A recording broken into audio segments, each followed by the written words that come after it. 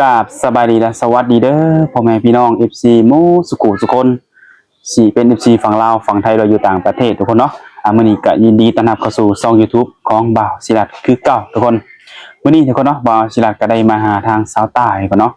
หลังจากที่เพิ่นเปิดใจไปแล้วเนาะครั้งหนึ่งในปีนี้ทุกคนเนาะในว่าในรอบเดือนนี้แหละทุกคนเนาะมื้อนี้ทางบ่าวศิลัดก็สิได้มาอัปเดตเพิ่นเนาะว่าหลังจากเปิดใจไปแล้วนี่เพิ่นมีคนถูกอกถูกใจหรือว่าชีวิตใจกับหนุ่มทางไหนบ่ทุกคนเนาะเดี๋ยวบริษัทนี่ก็สิมาอัปเดตถามให้แหละเพราะว่ามี FC ก็ถามมาหลายอยู่ย่านแต่ทางสไตล์นี่มีคู่มีครองแบบมีชูมีแฟนไปแล้วเนาะอยากเข้ามาบ่ล่มกับบ่กล้าล่มนี่แหละทุกคนเนาะวันนี้ก็สิมาถามให้ชัดเจนเนาะไปจะได้กับรับชมคลิปนี้นำกันเลยทุกคนเนาะทุกคนเนาะมาเจอกันแล้วมื้อนี้เนาะโดยสบายดีสบายดีสบายดีทางลูกสาวเนาะนี่มาแพ็คคู่เนาะมื้อนี้ มาพร้อมลูกสาวมีชื่อว่าแนวใดลูกจะชื่อแนวใดชื่อเจ้าแนวใดบอกดีๆชีวิตระดาวิดาราบอกชีวิตบิวตี้เจ๊ปีอายุ6 ปีนี้6 ปีแล้วเนาะ6 ปีเนาะขี้อายกำลังเพลงคนอายเนาะอายบ่ลูกดีๆอายบ่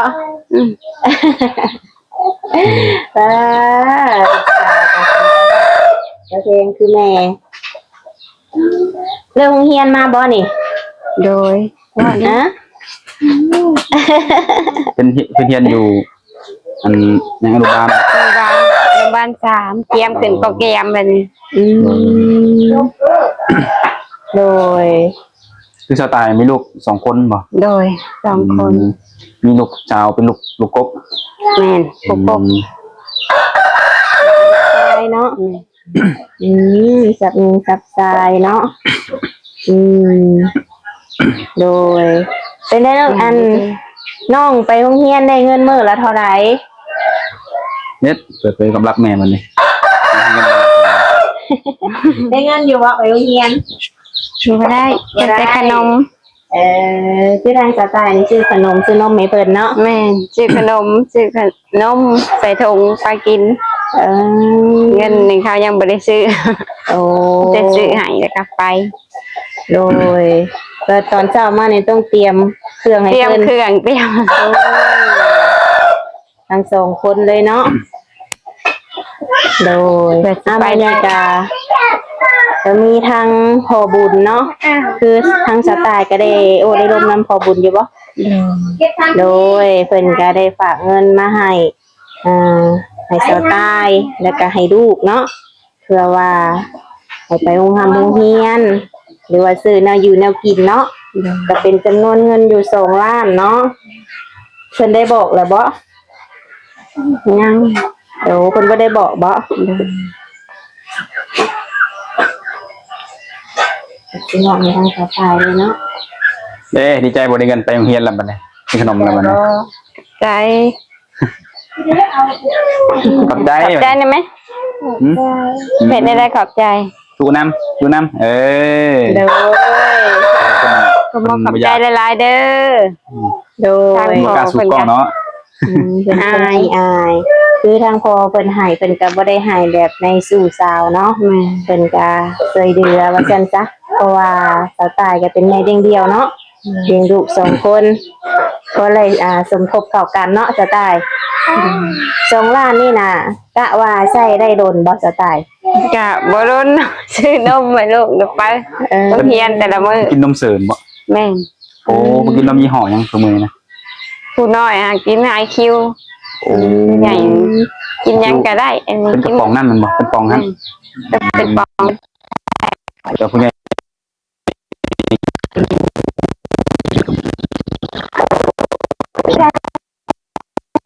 เพิ่นบ่ได้เห็นแต่ในโทรศัพท์มันไปสู่โทรลมยานเพิ่นบ่มีเวลาน่ะโดยถ้าว่าในอนาคตข้างหน้าเปลี่ยนจากคำว่าพ่อเป็นคนของใจได้บ่สไตล์ก็ได้เนาะเบิ่งไปก่อนนี่มั่นใจว่าได้มาเบิ่งนี่ผู้แลอายุเท่าไหร่ปานใดนะ แต่ดน รักใดรักหกบ่เลยรักเจ็ดอายุราวตอนนี้ วันรัก6เลยเนาะรัก7เนาะ บ่จื้อ ต้องถามกันใหม่แล้ว แต่ว่าในการที่ว่าได้โอ้ยล้มหรือว่าได้เปิดวิดีโอเบิ่งกับเพิ่นนี่คือว่ารับได้อยู่เนาะอันนี้มันเป็นเรื่องของอนาคตอันนี้เฮาก็ถามเพื่อคร่าวๆเนาะเพราะว่าทางพระบุญเพิ่นก็แต่บ่มีเมียแม่นบ่ แม่น นั่นแหละคือสาวตายกันยังบ่มีคู่เพิ่นก็เปิดใจหาคู่หั่นแหละจะเป็นได้ซะหลังจากเปิดใจมารอบนี้นะ ก็ธรรมดาแหละเนาะบางคนก็แชทมาถามนั่นนั่นนี่ก็บ่ได้สู่ลมอ่ะนะ โดย บางคนว่าขี้คุยแล้วโอ้ยจักสิตอบหรือบ่ฮู้แนวตอบ คนทางใดส่วนหลาย ทางฝั่งไทยเพิ่นเนาะ ทางไทยแบบว่าเพิ่นแชทมาแล้วสาวตายบ่ตอบเพิ่นเลยฮะหาว่าสาวตายขี้คุยจังซี่บ่ บ่เห็น โอ้ ก็จะเดินตอบมานะจับโทรศัพท์เลยจังตอบมานะฮะ โดยคือแบบทั้งจะถามแบบว่าทั้งพอบุญเพิ่นได้บอกอยู่ว่าเพิ่นสิมาลาวเพิ่นได้บอกบ่ ก็บ่ได้บอก ก็ยังรายเดือนอยู่เนาะอาจจะเป็นช่วงพุ่นแหละเดือน2เดือน3พุ่นแหละเนาะถ้าว่ามีโอกาสเพิ่นก็สิแวะมาเยี่ยมยามอยู่เนาะ โอ้ยมา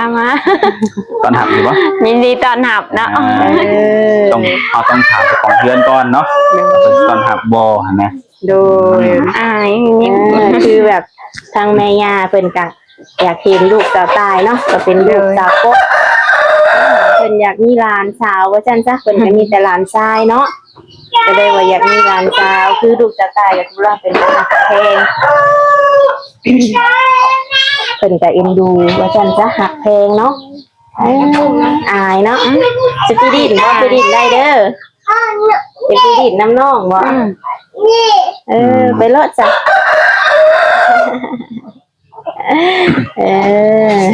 หอดวงประดิษฐ์ ปีนะทุกคน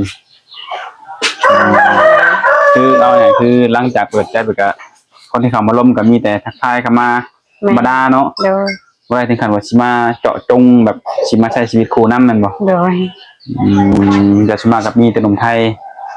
นอกจากพระบุญแล้วได้มีอีกบ่อันที่เขามาจีบนี่นะที่ว่าเป็นคนลาวเขาบ่อยู่ต่างประเทศ ก็ได้สู่มีเนาะบ่มีเลย โอ้มีแต่พระบุญคนเดียวนี่ที่ว่าเป็นแต่หนุ่มไท กัน ย เนาะน้ำเพิ่นก็บ่ได้สู่แชทปานใด คือหนึ่งมาเวลากับบตรงกันเนาะ โดย สองมากับเวียดงานเป็นหลายคือว่าอะไรเนาะ เราอยากแชทไปก็อย่ารบกวนเพิ่นน่ะเนาะมีแต่ถามเพิ่นแชทมา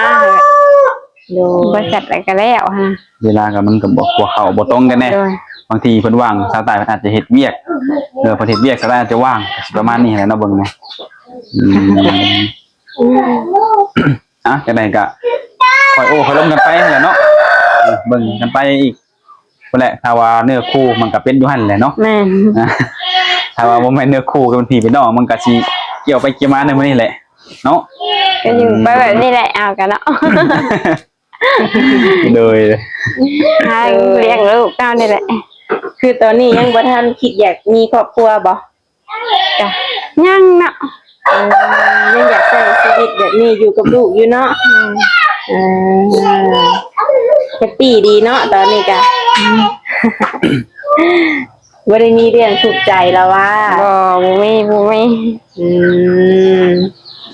โดยสำหรับหนุ่มๆที่ว่าเพิ่นเห็นคลิปนี้ก็ยังมีโอกาสอยู่บ่จะตาย มีเนาะยังมีอยู่ยังมีร้าย ยังมีได้เนาะโดยจะตักตายเข้ามาโอารมได้เนาะจะตายถ้าว่างก็สิตอบเนาะ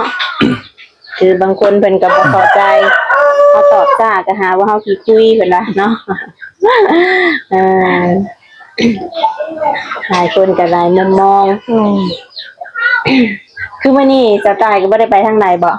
กลับบ่ได้ไปทางใดก็อยู่ในเรือนนี่แหละฮอดโมงก็ไปหับลูก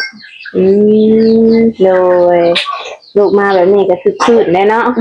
ตอนลูกไปโรงเรียนก็เงียบแล้วบ่ เงียบกริบ เพิ่น เฮ็ดเวียกบ้านนะ เฮ็ดเวียกบ้านเพิ่นบ่นี่นะ แม่เรียนเองนะแม่บ่ได้เคยสอนนะ เขียนชื่อเจ้าของเป็นแล้วบ่ เป็นนี่เขียนเสร็จตุ๊กตาเขียนอะไรแมนเบิดนี่ เพิ่นบ่เขียนเอง แม่ นางวิรดาบ่ ซื้อเป็นกระมวลเลย แม่บ่ได้เคยจับมือนะ อืม เขียนเอง นี่แหละคนมีพรสวรรค์เนาะทุกคนมีพรสวรรค์ทางด้านการเรียนเบิ่งความตั้งใจเพิ่นนั่นแหละเนาะเบิ่งไง โดยเพิ่นก็บ่ได้ถามหาพ่อเพิ่นมาสไตล์ ก็บ่นะธรรมดา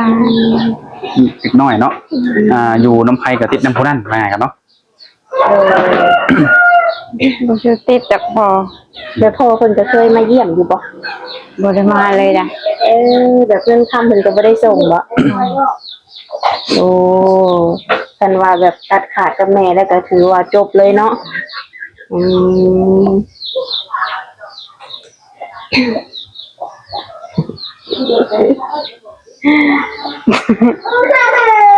ถือว่าเก่ง ปีหน้าก็ไปป .1 คือบ่ได้สอนเพิ่นแม่นบ่ นอกจากครูอยู่โรงเรียนแล้วก็เพิ่นมาบ้าน มาเขียนเอง เลย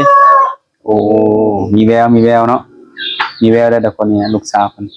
มาก็การบ้านครูอาจารย์มอบให้เนาะทุกคนเนาะ เรียกบ้านอะไรจังปริน คิดเห็นสมัยเฮาเนาะมาจากเรียนถิ่นโป๊ะ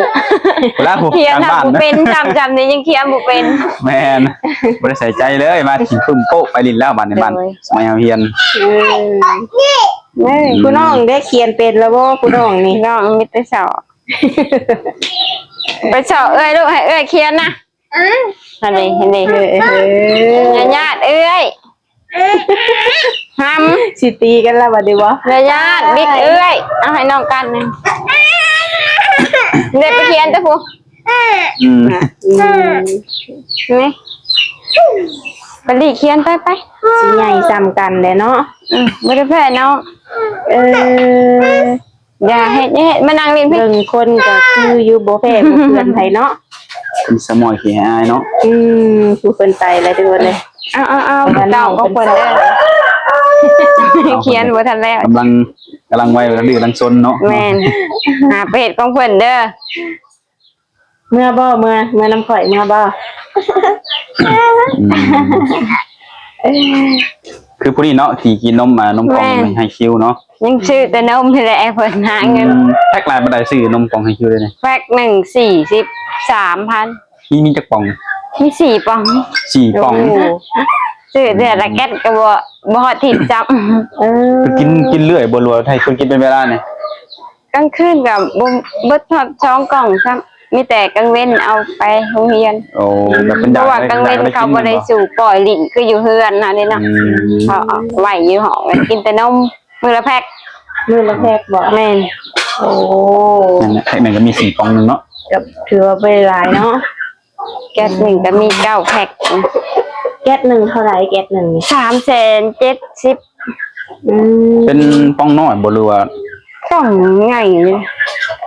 กองใหญ่แบบคือเหมือนกองยาวๆน่ะเนาะมันก็บ่ได้หลายเนาะ 4 กล่องน้องแพ็ค โอ้แก๊สหนึ่งได้แต่ทิศหนึงบ่ฮอดบ่ บางทีก็บ่ฮอดซ้ำ โอ้ เป็นไรแม่ไวอยู่ติ ถ้าบ่ไหวก็สู่ไปนี่แหละ ต้องสู้เนาะเดี๋ยวลูกก็ได้ซะ สิไปให้ออกก็คือว่ายังน้อยนะ พาเพิ่นออกเพิ่นยังน้อยอยู่ ให้ เรา เพิ่น กิ กิ น น ได้ ก่อน กินโลดบัดเพิ่นบัดเพิ่นเปลี่ยนอันนะครับเป็นไงเพิ่นกินอันนี้ดอก คือ น้อย เอื้อยก็ยังออกเอง ตรงนี้แบบเพิ่นกินได้ให้กินเลย แต่ว่าแม่แล้วต้องสู้เป็นลูกกินได้แม่บ่สู้ให้แต่ว่าได้ลูกก็บ่ได้กินนี่แหละบัดนี้ ออกมาเพียน แม่ต้องสู้ต่อเนาะเพิ่นแหละจนเพิ่นย่าเองเพิ่นแหละเนาะ แม่ กินนมได้ก็ดีกันจะเป็น เอื้อย บำรุงเพิ่นนำ แล้วและบ่ตุ้ยบ่จ่อยซ้ำนี้ ต้องหุ่นเพิ่นซ้ำนี่เนาะกินหน่อยกินได้ก็ซ้ำนี่น้ำหนักเพิ่นเท่าไหร่นี่ เลย13 โอ้13 โลกระสมกระโตเพิ่นแหละเนาะ น้องใหญ่กว่าเดี๋ยวเคียนน้องมาสอ ทุกมื้อมาเพิ่นก็สิเฮ็ดแบบนี้แม่นบ่ แม่เฮ็ดได้แล้วจังผลิต โอ้รู้จักหน้าที่ตัวเองเนาะถือว่าเก่งหูความ เบิ่งการ์ตูนนะปูลูกไป มาแล้ว เล็กเสาเอื้อยฮะ เออเอ้ยสิเฮ็ดแล้วบ่มื้อนี้ ให้เอ้ยเขียนก่อน บ่มีสมาธินี่เฮ็ดเลย น้องก็ไหลก้น เพิ่น ให้เอ้ยเขียนก่อนแล้ว เขียนในเอิ้นนั่นก็สระบ่จะเอิ้นเนาะสระอึสระอิสระอาได้นี่นะ อย่าไปสอเอ้ย ให้ลูกชายเพิ่นว่าเนาะ เอาเบิ่งการ์ตูนมาแบบเปิดตึง ตามวัยแหละเด้อคนเนาะ ญาติเอ้ย เมียนเดียวนี่บ่เมียนเดียวนี่บ่สอเขียน มาให้น้องก่อนบิว เอ้ยแกพาเฮ็ดให้แล้ว เอ้ยก็ ไปดิ ดิ ตา เบิ่งการ์ตูนเบิ่งการ์ตูน นี่แหละกันลูกเบิ่งเลยกันแล้ว แม่นอย่างเดียวมีลูก2คนเนาะทุกคนสาวตามีลูกสาวแล้วก็ลูกชายตามนี้เลย คิดว่า ไหนมีเวลาคุยผู้บ่าวเนาะจะตาย มื้อดา เนี่ยทุกคนเนาะ เขาเสร็จมากก็ได้นี่แหละเนาะลูกหลินแล้วแล้วก็บ่ได้ตอบก็ เพราะว่ามีเครื่องเดียวเนาะเรียนอยู่นั่นก็เข้าใจความรู้สึกเนาะ อันนี้คือเป็นแม่ลูกเนาะแต่ว่าพอเป็นยังขาดตอนนี้ทุกคนเนาะพอเห็นคลิปนี้แล้วเนาะคิดว่าโอเค อยากมาสาอยากมาเต็มเข้ามาร่วมได้ทุกคนเนาะคือเพิ่นเปิดใจหัวใจยังว่างยังเปิดหับสมัครครูอยู่ทุกคนเนาะนั่นแหละ เข้าเขามาจีบเนาะนมๆโดยมื้อนี้ก็คือว่าบ่มีหยังหลายเนาะจะนำเงินมาให้สตายกับลูกก็ถึงมือไปนที่เรียบร้อยแล้วเนาะ บ่ขอบใจ จะมีแต่ว่าส่วนที่เดือสไตล์ที่ได้ไผเป็นคู่ครองเป็นสู้เป็นแฟนก็ติดตามต่อไปเนาะทุกคนเนาะ เป็นกำลังใจให้แม่เดียวสู้ๆต่อไปโดย ที่จะมีแหละมื้อหน้ามาจะว่ากันใหม่เนาะ โดย สบายดีลูกหลาน สบายดีด้วย สวัสดีป้ารุ่งกัน สบายดีเด้อเบิ่งกล้องแม่ เบิ่งกล้องทุกคน ฉัน เนาะ อายได้เลย